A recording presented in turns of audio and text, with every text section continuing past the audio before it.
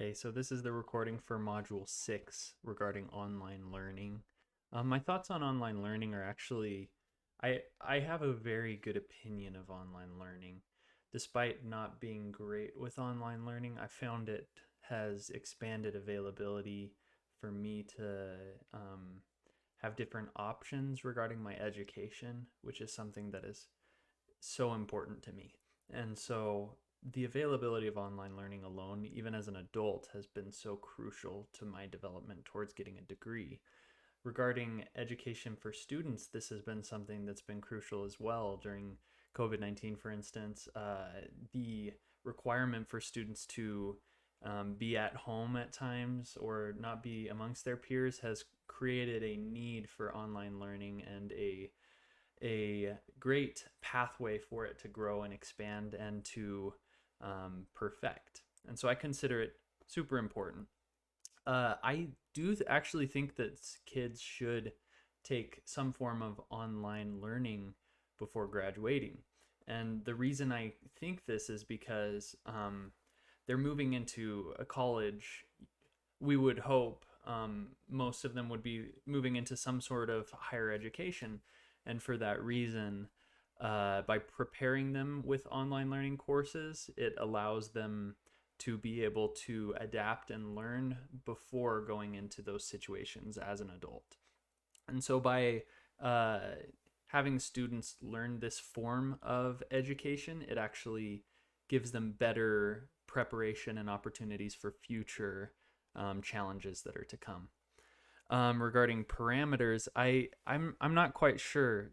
I mean, it's something statistical. I think that it would be important to measure a student's ability to learn through online learning and also be able to provide a certain level of education that they're still able to receive. I've been in classes that are purely text based, and that is far more difficult for me than a class that has either presentations from the professor themselves or videos attached to the text so that you can have that visual learning aspect.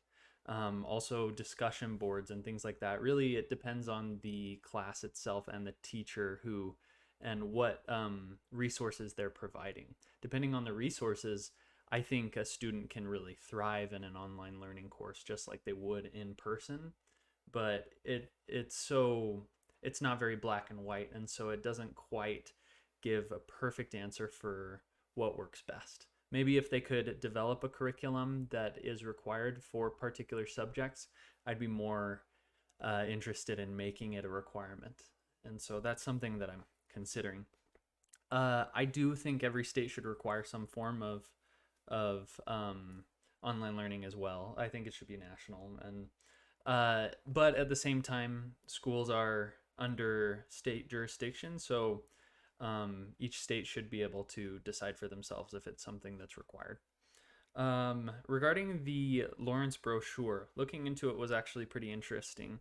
I noticed certain questions that they were answering regarding uh, online education in Lawrence. I've actually gone through Lawrence, and I think it's a beautiful city.